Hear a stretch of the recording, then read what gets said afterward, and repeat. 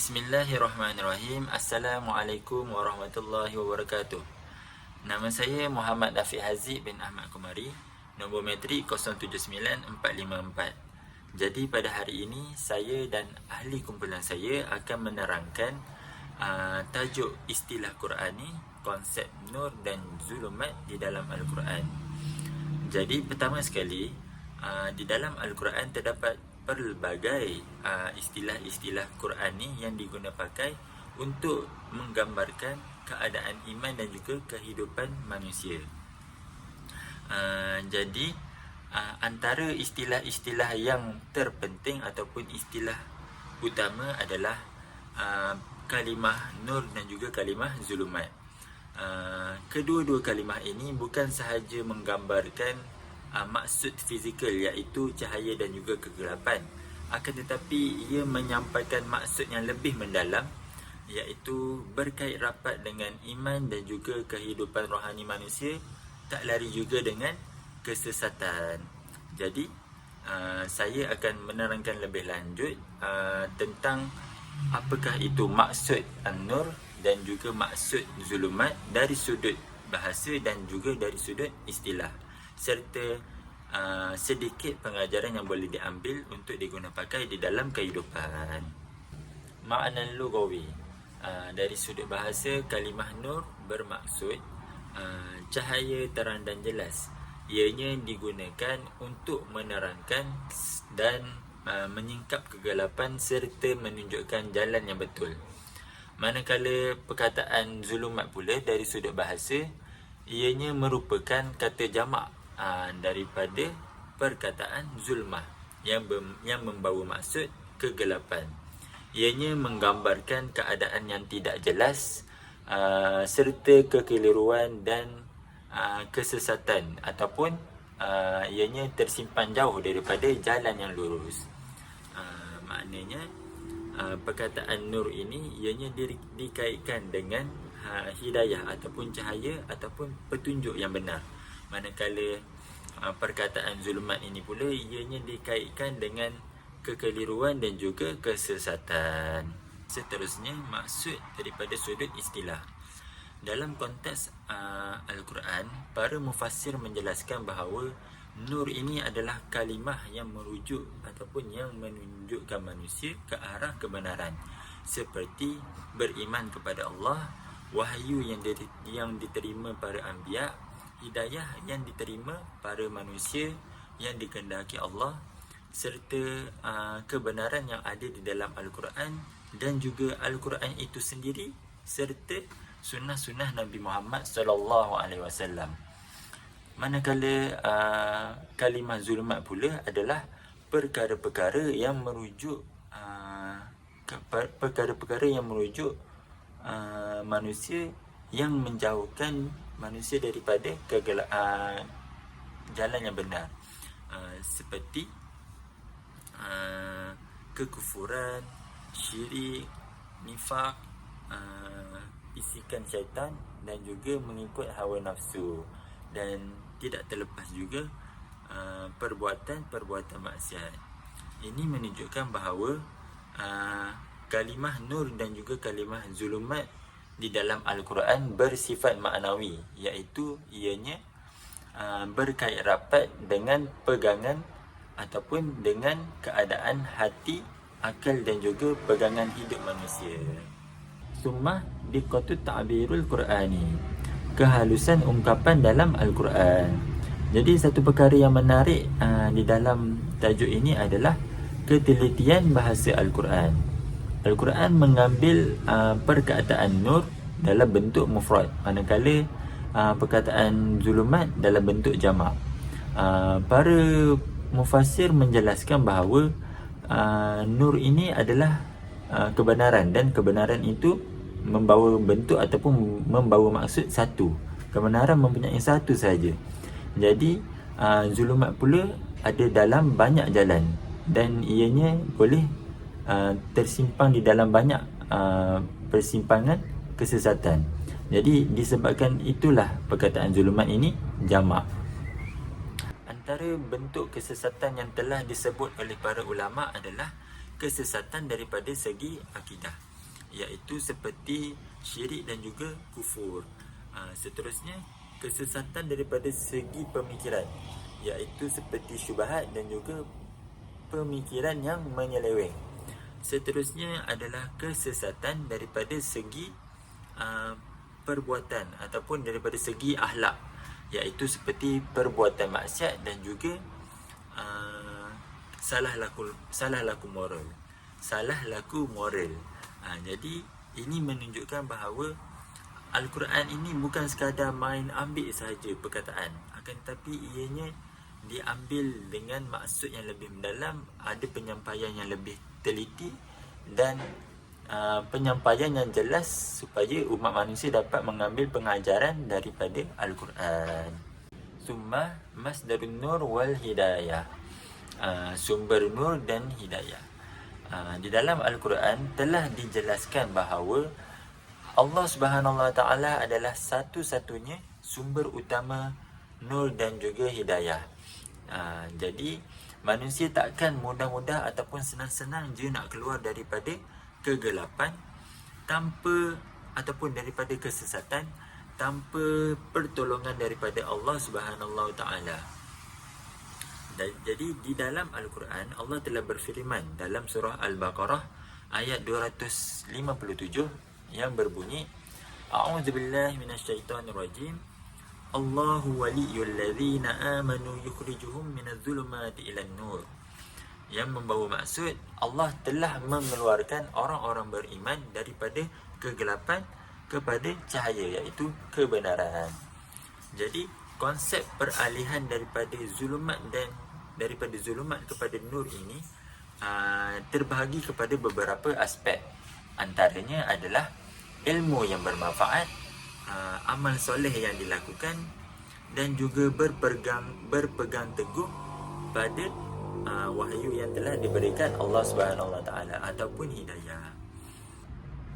Summa dilalatut tarbawiyah wal waqi'iyah, pengajaran kehidupan. Jadi sebagai kesimpulannya adalah nur adalah perkara ataupun cahaya rohani yang membimbing hati dan akal manusia untuk ke arah kebenaran ataupun ke arah perkara-perkara yang diredai Allah Subhanahu Wa Taala. Manakala zulumat pula adalah sesuatu yang menggambarkan kesesatan dan juga kekeliruan umat manusia yang akan membuatkan manusia lebih jauh daripada jalan yang benar ataupun daripada dakapan Allah Subhanahu Wa Taala.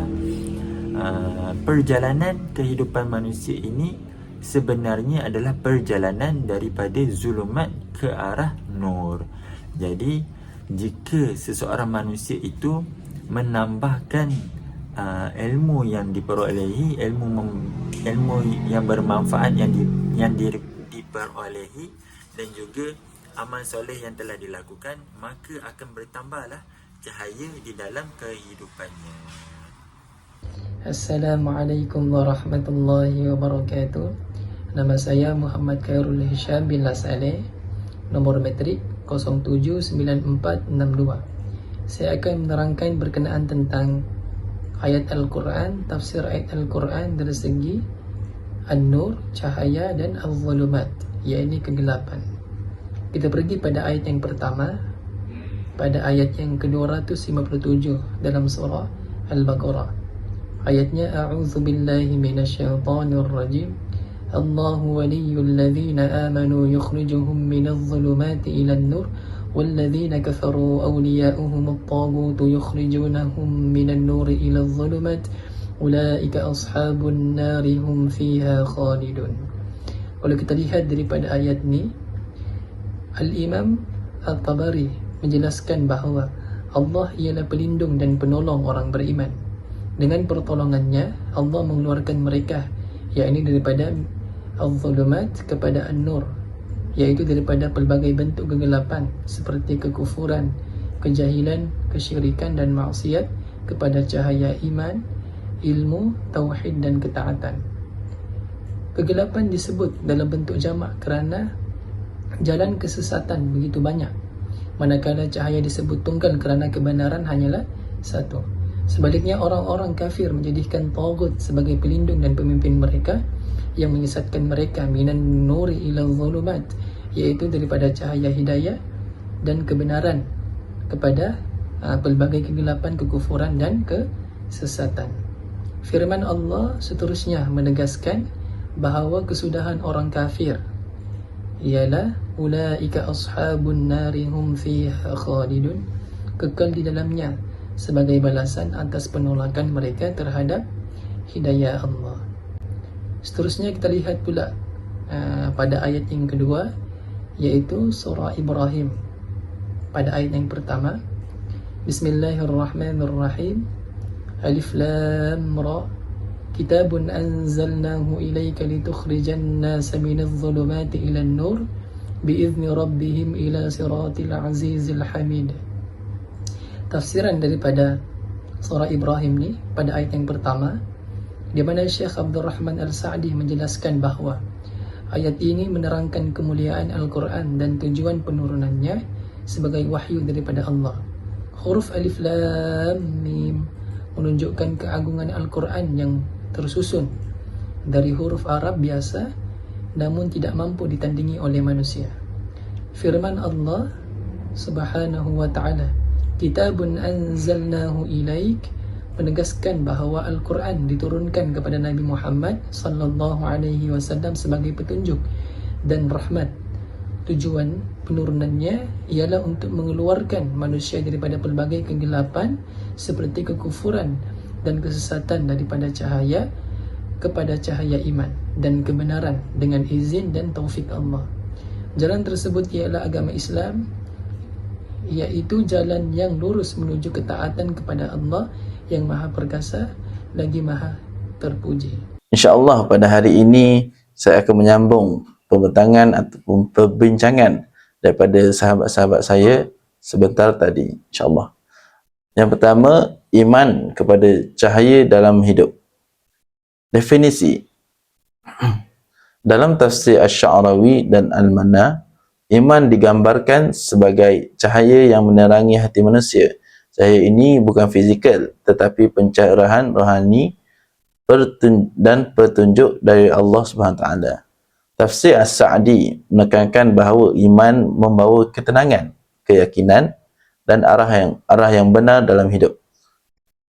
Contoh ayat Quran surah Al-Baqarah ayat 257, Allahu waliyyul ladzina amanu yukhrijuhum minaz zulumati ilan nur. Yang bermaksud Allah pelindung orang yang beriman, dialah yang mengeluarkan mereka dari kegelapan kepada cahaya. Asy-Sya'rawi menyatakan bahawa cahaya iman menuntun manusia dari kesesatan dan kemaksiatan dan kepada kehidupan yang teratur dan berakhlak. Al-Manna pula hati yang beriman menjadi terang dan mudah membezakan antara yang benar dan yang salah. As-Sa'di menyatakan bahawa orang yang beriman mendapat perlindungan Allah dan bimbingan dalam semua aspek kehidupan. Contoh kehidupan kontemporari, mengamalkan solat, membaca Al-Quran, bersikap jujur. Hal ini menyebabkan hati menjadi tenang dan terang dan keputusan hidup lebih baik. Contohnya, pelajar yang rajin belajar agama dan ilmu dunia dengan niat yang baik, hidupnya akan lebih tenang dan lebih positif. Yang kedua, maksiat kegelapan hati. Maksiat kepada kegelapan hati. Definisi, maksiat dan dosa menjadikan hati manusia gelap dan jauh daripada Allah. Tafsir Asy-Sya'rawi dan Al-Manna menekankan bahawa kegelapan hati membawa kepada kebingungan, salah faham, salah keputusan dan jauh dari petunjuk. As-Sa'di menekankan bahawa maksiat menutup pintu hidayah dan menimbulkan kehancuran rohani. Contoh dalam ayat Al-Quran surah Al-Baqarah ayat 17. Ulaika fi dhalalin ba'id. Subhanallah azim. Huraian mengikut tafsir Asy-Sya'rawi menyatakan bahawa orang yang lalai atau orang yang berdosa itu tidak mendapat melihat jalan kebenaran. Hidupnya tidak teratur. Al-Mana mengatakan, kegelapan hati menyebabkan manusia terpengaruh dengan perkara yang salah dan jauh dari Allah. As-Sa'di menyatakan, kekufuran dan maksiat menutup hati daripada menerima hidayah dan petunjuk Allah SWT. Contoh dalam kehidupan kontemporari, perbuatan negatif seperti menipu, konten ibadah atau ikut budaya negatif media sosial, hati akan menjadi gelap, sukar untuk buat keputusan yang baik. Contohnya, seorang pemuda ataupun remaja ataupun orang yang muda zaman kini asyik mengikut trend yang negatif seperti menari ataupun sebagainya, mudah terjerumus dalam salah laku. Seterusnya, peranan Al-Quran sebagai nur ataupun cahaya. Pengenalan, menurut tafsir Asy-Sya'rawi, Al-Quran adalah sumber cahaya rohani yang membimbing manusia ke arah kebenaran. Tafsir Al-Mana menekankan Al-Quran sebagai panduan yang lengkap membawa manusia keluar daripada kegelapan jahiliah kepada ilmu dan iman. Tafsir As-Sa'di pula menyatakan bahawa Al-Quran menerangi hati, menenangkan jiwa dan membimbing manusia dalam setiap asas kehidupan. Contoh surah Al-Baqarah ayat 2. Zalikal kitabu la raiba fih hudal lil muttaqin. Maksudnya, kitab Al-Quran ini tidak ada keraguan padanya, menjadikan petunjuk bagi orang-orang yang bertakwa. Tafsir Al-Quran memberi petunjuk dan cahaya bagi mereka yang mahu hidup dalam iman dan ketaatan.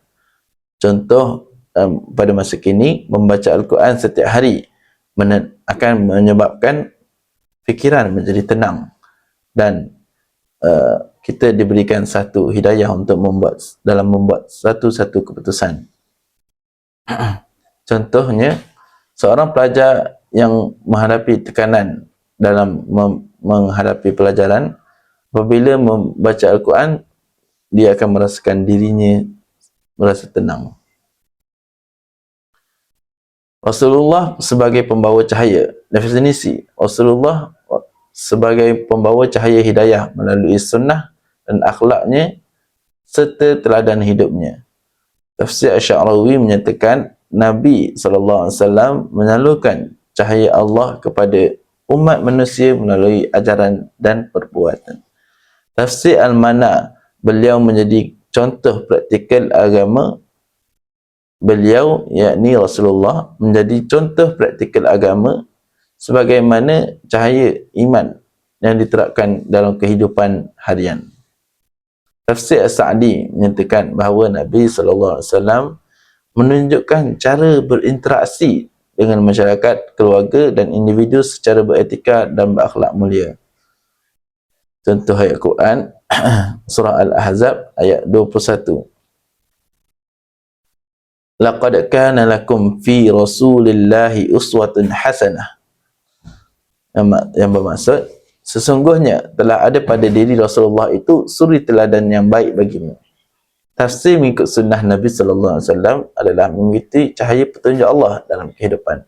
Contoh kehidupan pada masa kini adalah mengamalkan sunnah Nabi dalam komunikasi dan interaksi akan menyebabkan menjadi contoh positif di rumah, serta sekolah, serta komuniti.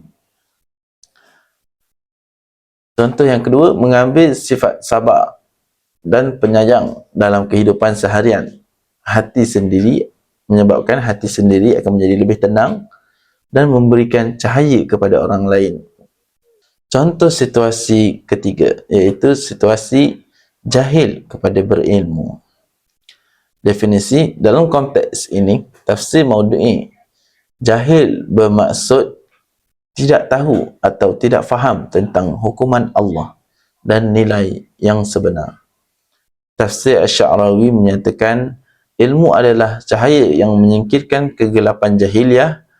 Orang yang menuntut berilmu akan menyebabkan hatinya menjadi tenang, mudah membezakan mana yang benar dan mana yang salah. Tafsir Al-Mana menyatakan Allah memerintah umatnya untuk menuntut ilmu agar keluar dari zulumat kegelapan kepada cahaya. Tafsir Sa'di menyatakan menuntut ilmu adalah jalan untuk mengenal Allah, mendekatkan diri kepadanya dan memperbaiki akhlak. Contoh dalam kehidupan kontemporari, pelajar yang mula jahil tentang agama akan menyebabkan mula membaca Al-Quran dan mula mengikuti kelas agama, mencari ilmu dengan niat yang ikhlas. Akhirnya, ia menyebabkan hati menjadi lebih terang dan membuat keputusan yang lebih bijak dan mengelakkan daripada salah laku atau melanggar tata tertib. Yang kedua, lalai kepada taat. Lalai bermaksud manusia mengabaikan ibadah dan tanggungjawab rohani.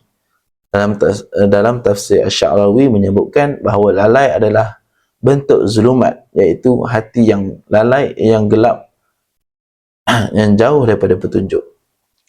Tafsir Asy-Sya'rawi pula menyatakan bahawa lalai adalah bentuk lalai.